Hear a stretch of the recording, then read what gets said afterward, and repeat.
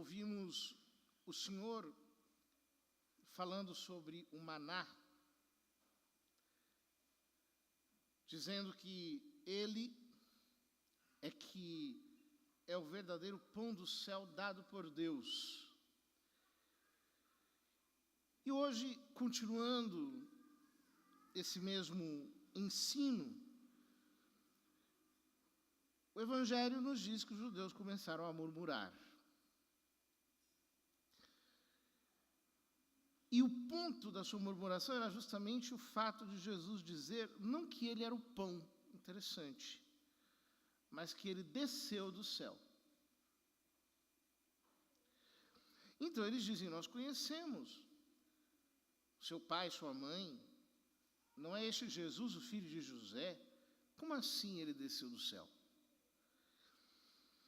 Então, Jesus dá uma resposta que é maravilhosa. Ele diz, não murmureis entre vós, ninguém pode vir a mim se o Pai que me enviou não o atrai. E eu ressuscitarei no último dia. Está escrito nos profetas, todos serão discípulos de Deus. Ora, todo aquele que escutou o Pai e por ele foi instruído, vem a mim. O que Jesus está aqui enaltecendo é a soberania da graça. Ou seja, ele está dizendo, ninguém pode vir a mim se o Pai que me enviou não atrai. Ou seja, se vocês estão olhando para mim e enxergando apenas o aspecto humano, aquilo que a carne e o sangue podem revelar, é porque vocês não receberam a luz que vem do Pai, a revelação interior do Espírito Santo. E ele cita o profeta Isaías dizendo, todos serão discípulos de Deus. Todo aquele que escutou o Pai e por ele foi instruído, vem a mim. Esse é o dom da fé. O dom da fé sobrenatural. É doutrina da igreja que ninguém crê pelas suas próprias forças. Que ninguém pode crer com o simples movimento do seu intelecto. Ele necessita ser iluminado pela graça e impulsionado desde a vontade por uma moção interior do Espírito Santo. Só então ele pode crer. A fé é um dom de Deus. Quantas vezes nós estamos vivendo a nossa vida, talvez presos em algum erro doutrinal, e, de repente, a luz se acende em nossa alma. Isso não é mérito nosso. É graça pura de Deus. Quantas pessoas acordam para o Senhor do nada, movidos unicamente pela graça divina? É o dom da fé.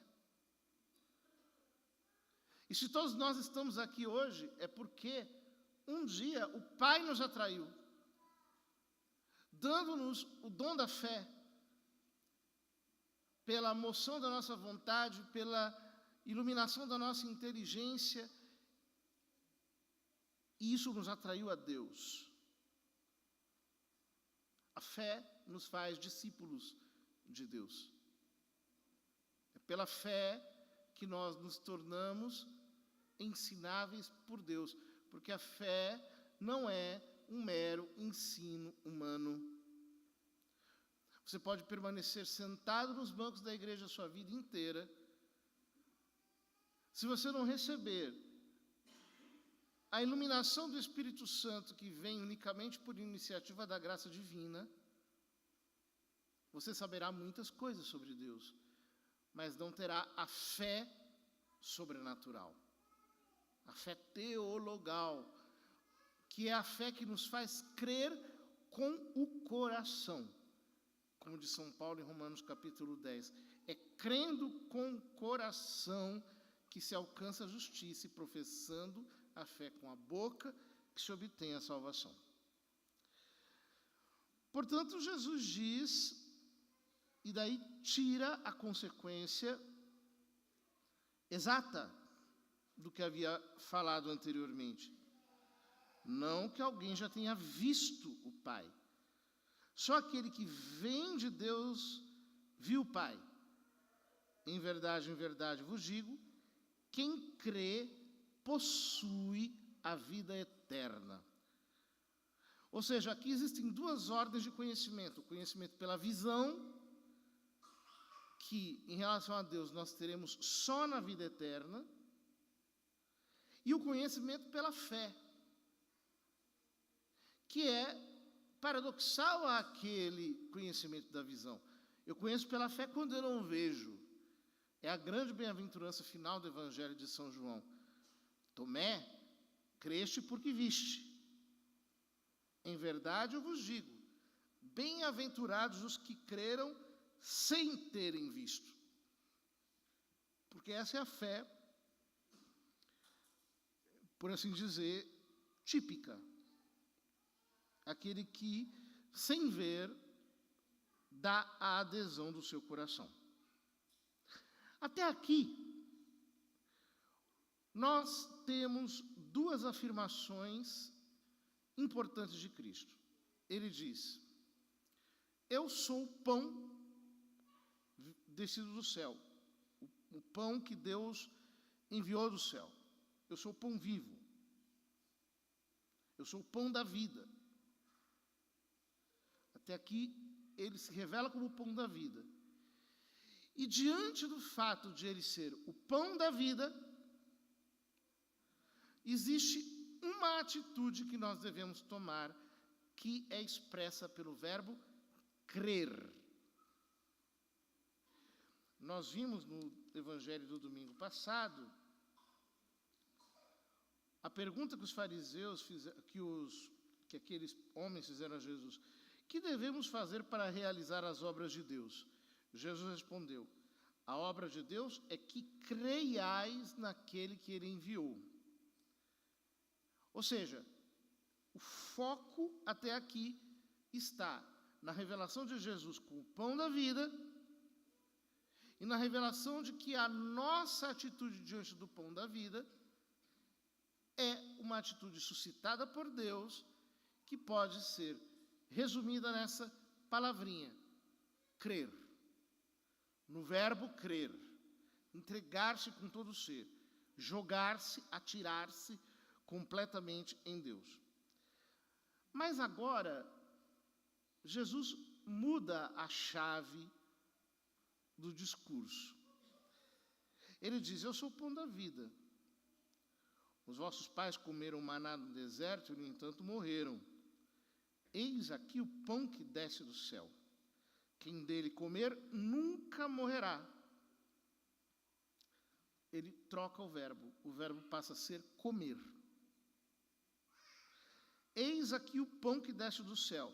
Quem dele comer nunca morrerá. Eu sou o pão vivo descido do céu. E ele já fala de si mesmo não mais como o pão da vida, mas como o pão vivo. Um pão que é vivo. Um pão que é diferente dos outros pães, porque é vivo. Eu sou o pão vivo descido do céu. Quem comer deste pão, mais uma vez comer, viverá eternamente. E o pão que eu darei é a minha carne dada para a vida do mundo.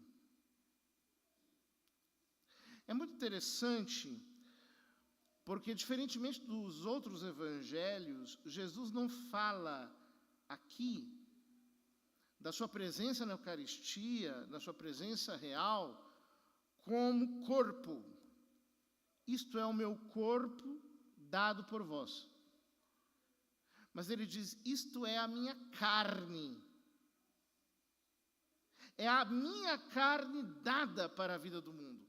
Os estudiosos dizem que, possivelmente, esse versículo de São João captou a revelação do mistério da Eucaristia de uma maneira mais original, mais finamente correspondente àquele primeiríssimo sentir da igreja. Por quê?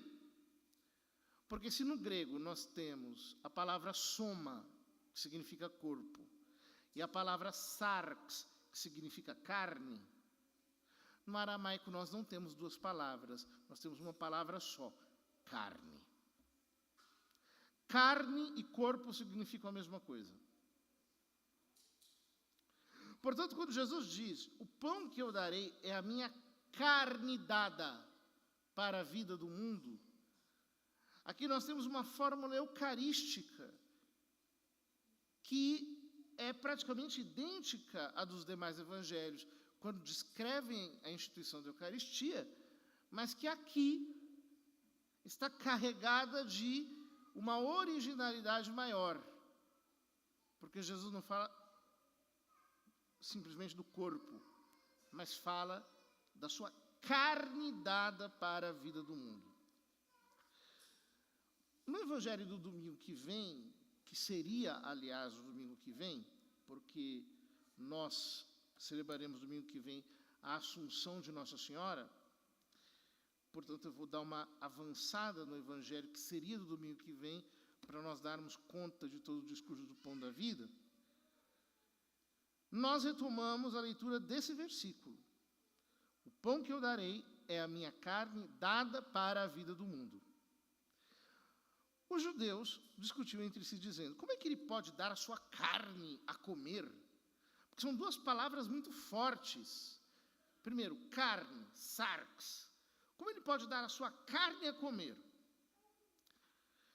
E depois comer. A palavra comer aqui é uma palavra que não é uma palavra atenuada, como se nós disséssemos alimentar-se, aquele que assimilar. Não, é comer, mastigar.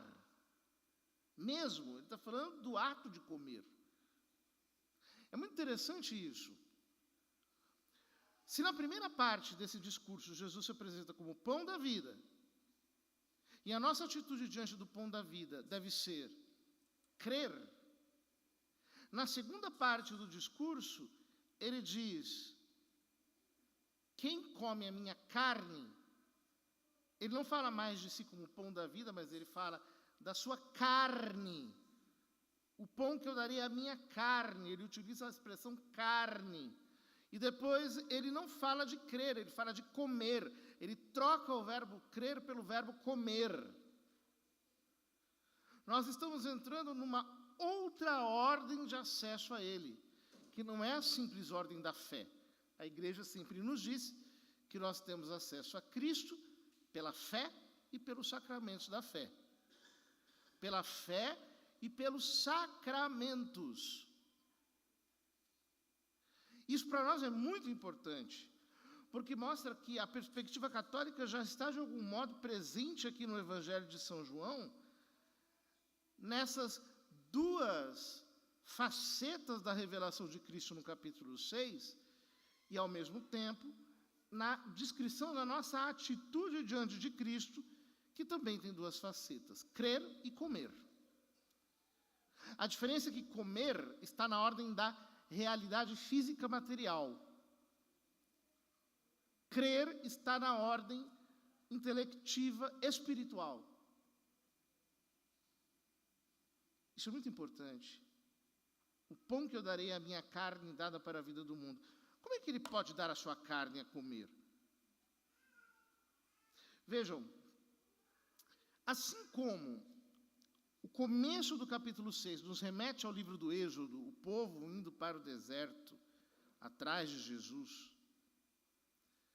E aí nós temos Jesus andando sobre as águas, e depois essa conversa sobre o maná, referente à multiplicação dos pães que ele havia operado, como um novo Moisés, como um novo Eliseu. Nós temos que nos lembrar que no deserto, Deus alimentou o povo com pão e com carne. O pão do maná, a carne das codornizes. E aqui comparece essa mesma dicotomia Eu sou o pão da vida. E o pão que eu vos darei é a minha carne. Pão e carne. É muito interessante essa dicotomia aqui presente. Uma dicotomia que, de alguma maneira, se sintetiza em Cristo. Porque o pão que eu darei é a minha carne. Agora vos darei carne, a minha carne, mas como pão. É o que ele está dizendo aqui. Como é que ele pode dar a sua carne a comer, dizem os judeus? Então Jesus disse: em verdade vos digo, se não comerdes a carne do Filho do Homem e não beberdes o seu sangue, não tereis a vida em vós. Não tereis em vós a vida sobrenatural. Quem come a minha carne e bebe o meu sangue, tem a vida eterna e eu o ressuscitarei no último dia. Então, ele exprime o mandamento de comer a sua carne e beber o seu sangue sob uma perspectiva positiva e negativa. Negativa: se não comerdes, não tereis a vida em vós. É pesado isso. Isso mostra a necessidade do sacramento da Eucaristia. E depois ele diz: quem come a minha carne e bebe meu sangue, tem a vida eterna, e eu o ressuscitarei no último dia. Antes ele tinha dito: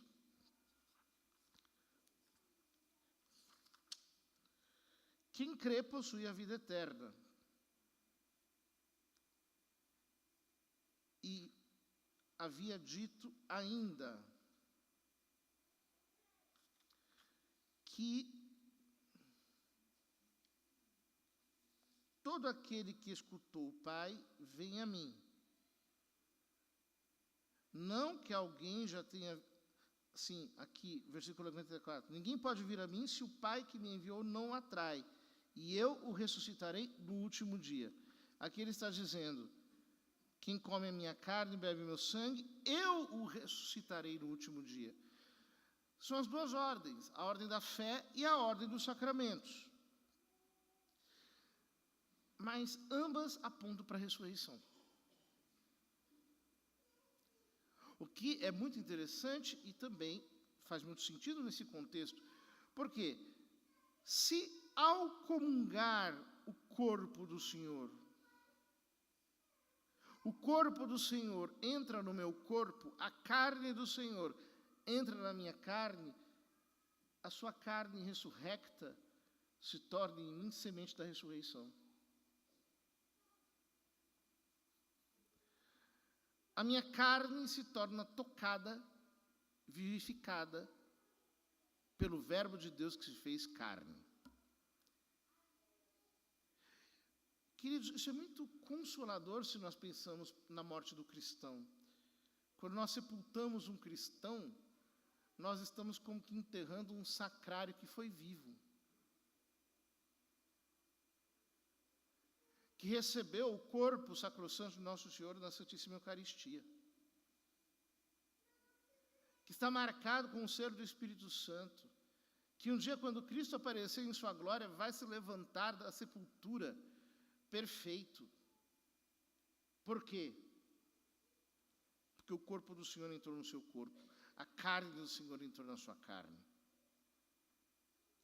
Quem come a minha carne e bebe meu sangue permanece em mim e eu nele. Jesus volta muitas vezes a esse tema de permanecer nele. Por exemplo, no capítulo 8 de São João, quando ele fala de permanecer na verdade, mas sobretudo no discurso do capítulo 15 de São João, quando ele fala sobre a videira verdadeira. Aquele que permanece em mim e eu nele. Ele continua com essa mesma analogia, porque na analogia da videira nós também temos uma imagem eucarística, ou seja, nós permanecemos enxertados em Cristo na sua vida. Como o Pai que vive me enviou e eu vivo por causa do Pai, assim o que me come viverá por causa de mim. Ou seja, a Eucaristia precisa ser para nós um princípio de vida nova. Um princípio de uma vida verdadeiramente sobrenatural. Eu tenho que viver por causa de Cristo. Alguns santos alcançaram esse dom, inclusive do ponto de vista físico. Santa Rita, por exemplo, viveu 15 anos só da Eucaristia. Outros santos viveram mais tempo. Aqui nós temos uma senhora em Minas Gerais, a dona Lola, que viveu mais de 40 anos da Eucaristia, não comia absolutamente nada. Só comungava. Mas isso que aconteceu como uma espécie de dom extraordinário na vida de alguns santos, precisa acontecer espiritualmente em todos nós. Será que a Eucaristia preside a nossa vida? Será que nós pensamos, não, eu não posso falar isso porque eu vou comungar. Eu comunguei hoje de manhã, eu tenho que me conservar em graça de Deus. Eu preciso prestar atenção, porque eu não sou qualquer coisa. Cristo entrou em mim. Eu me alimentei dele, eu me alimento dele. Eu tenho que tomar cuidado com o meu porte, com a minha conversação. Eu tenho que aprender a comungar de uma maneira profunda, me unindo verdadeiramente a Cristo. Quem come a minha carne e bebe o meu sangue permanece em mim e eu nele. Mas aquele que comunga e sai logo distraído, já não presta mais atenção no Senhor, não permanece no Senhor de verdade. Permanecer no Senhor é comer a carne do Senhor, beber o seu sangue na Eucaristia, mas como quem mora nele, como quem fica nele, como quem permanece nele. É o que a igreja chama de ação de graças. Este é o pão que desceu do céu, não é como aquele que vossos pais comeram, eles morreram. Aquele que come este pão viverá para sempre. É por isso que nós não podemos viver sem Eucaristia. Ela é a nossa força, é o nosso impulso. Na primeira leitura víamos como o profeta Elias estava sem forças. Aparece aquele pão, que é um tipo da Eucaristia trazido pelo anjo. Ele come e anda 40 dias e 40 noites. Sem a Sagrada Eucaristia, queridos irmãos, nós não somos nada, nós não temos força. Quão grande a misericórdia de Deus que nos deixou anexa à via da fé, à via dos sacramentos. Porque se não fosse a via dos sacramentos, irmãos, nós com a nossa fé fraca, com a nossa fé tão imperfeita, com a nossa vida espiritual tão indigente, como poderíamos nos unir a Deus? Mas justamente porque Deus nos concedeu a via dos sacramentos, todo cristão pode ter ao menos um instante de união perfeita com Deus. Imaginem, pela via da fé, aqueles que têm uma união perfeita com Deus só podem ter nos altos níveis da vida mística, a famosa 7ª morada de Santa Teresa. E para nós outros, que não chegamos àquelas alturas, nós somos privados da união perfeita com Deus? Não. Porque cada vez que comungamos, nós estamos perfeitamente unidos a Cristo. E quanto mais fervorosa, quanto mais intensa, quanto mais profunda for a nossa comunhão, tanto mais ela trará frutos de amor e santidade para nós. Bendito seja Deus pela via dos sacramentos. Não é possível viver sem ela. Louvado seja Deus por ter tido misericórdia de nós, homens, e nos ter deixado esse gesto tão simples, o de comer a carne de Cristo no sacramento da Eucaristia.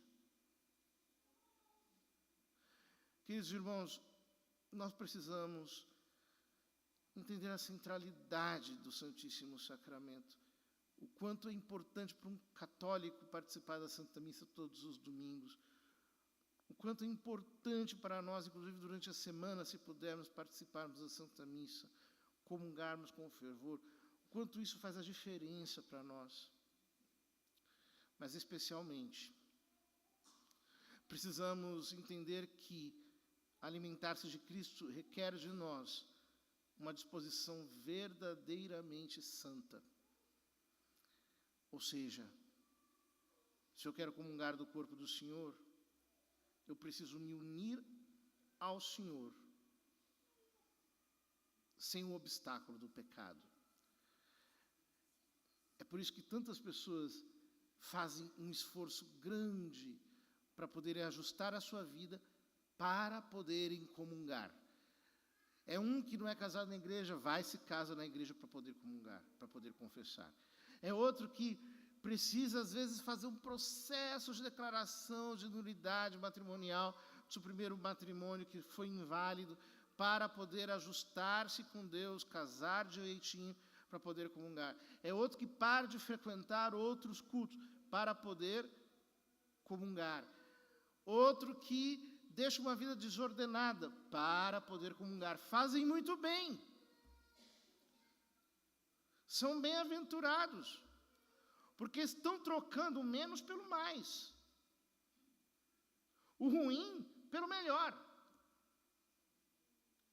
Que o Senhor nos dê a disposição de vivermos uma verdadeira conversão eucarística. E isso nos fará cada vez mais ser atraídos para a Santa Comunhão, para a Santa Missa e também para a presença de Cristo que continuamente permanece em nossos sacrários, para ser fonte da nossa vida espiritual, da nossa oração, da nossa meditação, da nossa contemplação, para nos encher de graças e mais graças decorridas do seu coração eucarístico. Que o Senhor suscite em nós e em toda a igreja um verdadeiro renascimento eucarístico, para que assim nós percebamos o quanto é central e importante a bendita e gloriosa via dos sacramentos.